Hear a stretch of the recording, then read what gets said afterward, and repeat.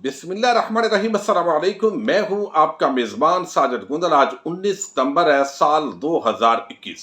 हुकूमत ने बिल आखिर चीफ इलेक्शन कमिश्नर के खिलाफ तौहीन अदालत की कार्रवाई का इंदिया दिया है। सिकंदर सुल्तान राजा की मीडिया मुहिम और अपोजिशन से रवाबत, इस पर सवालात उठा दिए गए। इलेक्शन कमीशन ने इजलास तलब कर लिया है। आइंदा 48 घंटे के अंदर हुकूमत और इलेक्शन कमीशन के माबैन क्या होने जा रहा है, बड़ी आम एक्सक्लूसिव इंफॉर्मेशन है, वो इस वीडियो में आपके सामने रखने जा रहा हूं। और मैं उम्मीद करूंगा कि आखिर तक ये वीडियो समाप्त करने के बाद आप अपने फीडबैक से जरूर आगाह करेंगे। पिछले चंद हफ्तों से हम देख रहे हैं हुकूमत और इलेक्शन कमीशन आमने सामने हैं। जब से ईवीएम मशीन के हवाले से इलेक्शन कमीशन ऑफ पाकिस्तान ने 37 एतराजात उठाए हैं और वफाकी वज़रा ने और डॉक्टर बाबर अमान ने एक प्रेस कॉन्फ्रेंस की। वहां से मामलात कुछ आपस के अंदर फड्डे की तरफ गए। मजीद कायमा कमेटी के अंदर जिस तरीके से आदम सवाती ने गुफ्तगू की, मजीद आपस के अंदर तलखी के अंदर इजाफा हुआ और अब ऐसे लगता है कि इलेक्शन कमीशन वो अपोजिशन का गढ़ बन चुका है। ऐसे सहाफी जो हुकूमत के मुखालफ हैं उनका भी गढ़ बन चुका है। इसकी कुछ इंफॉर्मेशन मैं आपके सामने रखता हूं। और इलेक्शन कमीशन का इस वक्त हुकूमत के साथ इस सिर्फ फड्डा नहीं है, बल्कि सहाफियों के साथ भी फड्डा हो गया है। जो हुकूमत के मुवाफक वो सहाफी समझते हैं। सुप्रीम जुडिशल काउंसिल के अंदर उनके खिलाफ दरखास्त दायर की जा चुकी है। चेयरमैन नादरा के खिलाफ भी उन्होंने एक आम खत का जवाब देते हुए जिस तरह के रिमार्क्स दिए हैं वो भी आपके सामने है। तो मामलात इस वक्त वो तलखी की तरफ जाते हुए दिखाई दे रहे हैं। सबसे पहले तो आपको बताऊं कि फहीम अख्तर 92 न्यूज के नुमाइंदे हैं। उन्होंने एक खबर दी 2 दिन पहले और वो ये थी कि सुप्रीम जुडिशल काउंसिल के अंदर चेयरमैन इलेक्शन कमीशन के खिलाफ एक दरखास्त दायर की गई है। अब इस खबर को बड़ा रोकने की कोशिश की गई, लेकिन ये खबर नहीं रुकी। और रोकने की कोशिश इसलिए मैं कह रहा हूं कि ये मेरे पास ऑथेंटिक न्यूज है, क्योंकि 92 न्यूज के अलावा किसी न्यूज चैनल ने इस खबर को ब्रेक नहीं किया। अब इलेक्शन कमीशन के जो चेयरमैन है उनका नीचे असिस्टेंट डायरेक्टर, उन्होंने बाकायदा मीडिया हैंडलिंग के लिए लोग रखे होते हैं। उन्होंने खबर को रोकने की कोशिश की, लेकिन वो रोक नहीं सके। तो additional director PR Javed Iqbal Afridi, उनको जिम्मेदारी से हटा दिया गया। चीफ इलेक्शन कमिश्नर साहब को इस खबर का इतना गुस्सा लगा, बाद उन्होंने सहाफियों के इस इलेक्शन कमीशन के अंदर आने पर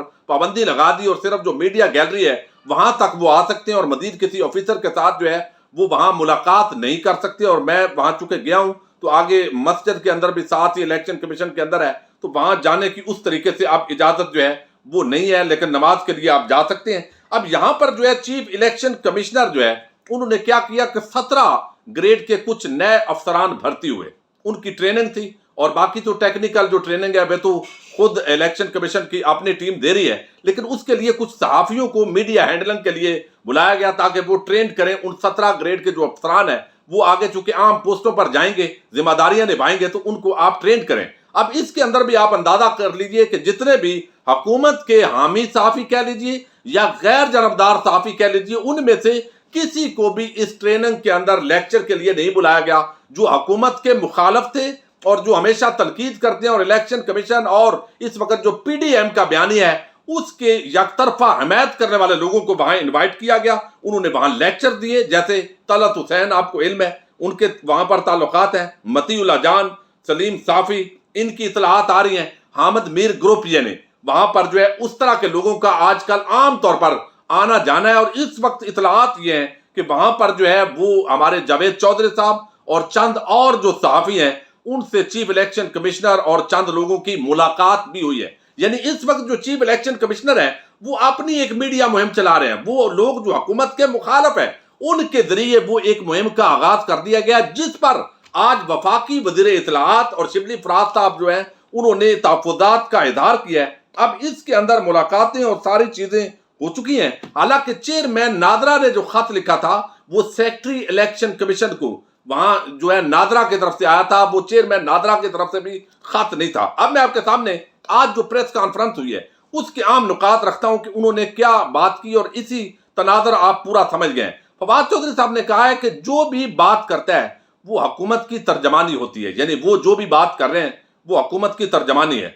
इलेक्शन कमीशन के रवैये पर हमें तहफ़्फ़ुज़ात हैं।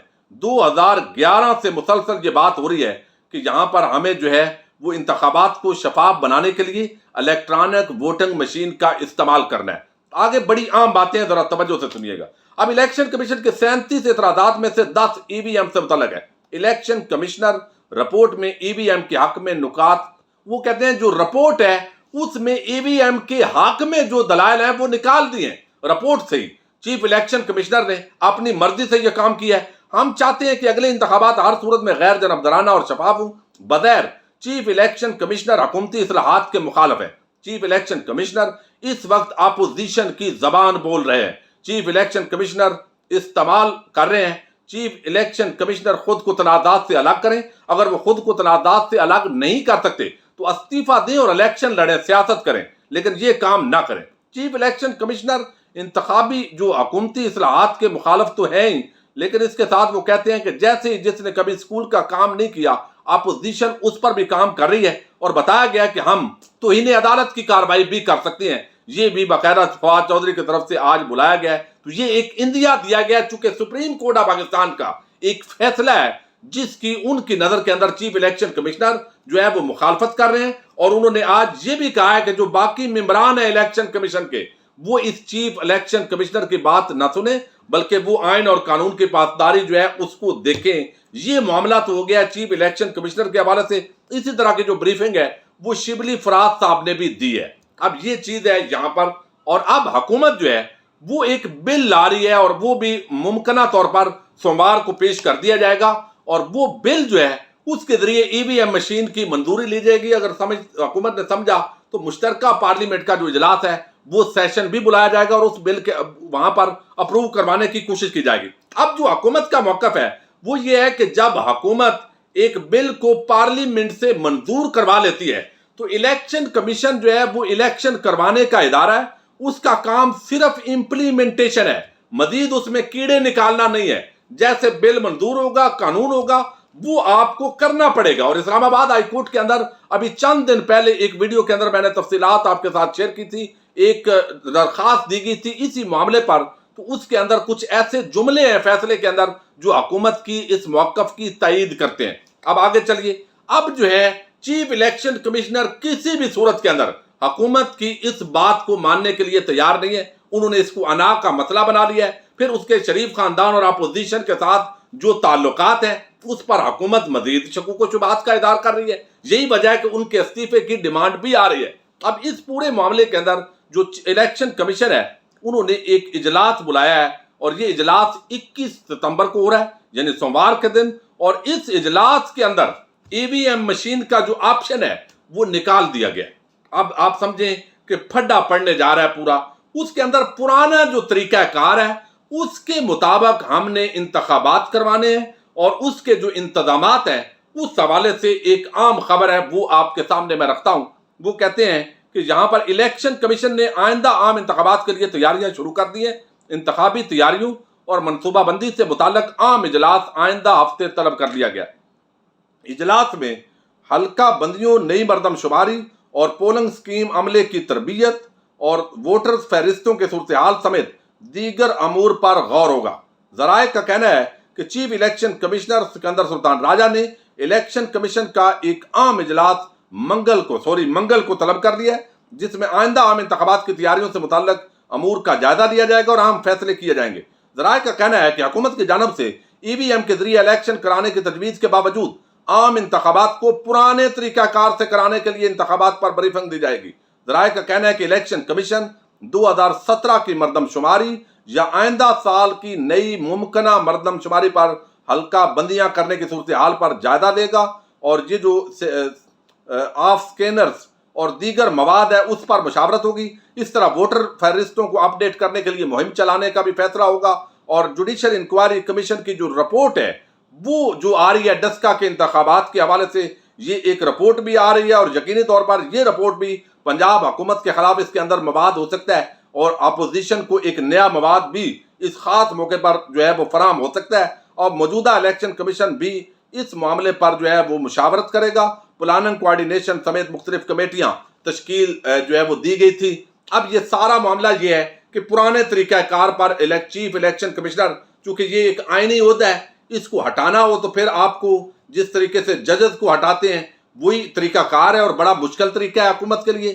تو حکومت جو ہے اس کو ایسے لگتا ہے کہ اپوزیشن اور الیکشن کمیشن تو میں نہیں کہتا، چیف الیکشن کمشنر وہ مل کر بند گلی میں دھکیلنا چاہتے ہیں۔ ایک طرف جب اعتراض ہوگا، وہ لوگ جنہوں نے سپریم کورٹ پر حملے کیے، جو روز پاک فوج پر حملہ کرتے ہیں، جب یہ معاملہ آتا ہے تو وہ کہتے ہیں اداروں کا حکومت احترام نہیں کر رہی۔ اب وہ لوگ اداروں کے احترام کا بھاشن دیتے ہیں تو آئندہ 48 سے 72 گھنٹے کے اندر حکومت اور الیکشن کمیشن کے درمیان ایک نیا پھڈا محاذ آئی، اس کے اندر مزید اضافہ ہو سکتا ہے، اور چیف الیکشن کمشنر اسی موڈ میں نظر آتے ہیں، اور اس کے لیے باقاعدہ جو صحافی ہیں، ان سے جو حکومت مخالف صحافی ہیں، ان سے ملاقات جو ہے وہ بھی اس طرح کی خبریں میں آپ کے سامنے رکھ چکا ہوں۔ اب دیکھتے ہیں کیا ہوتا ہے۔ اپنے میزبان ساجد گندل کو نیکسٹ ویڈیو تک کے لیے اجازت دیجیے۔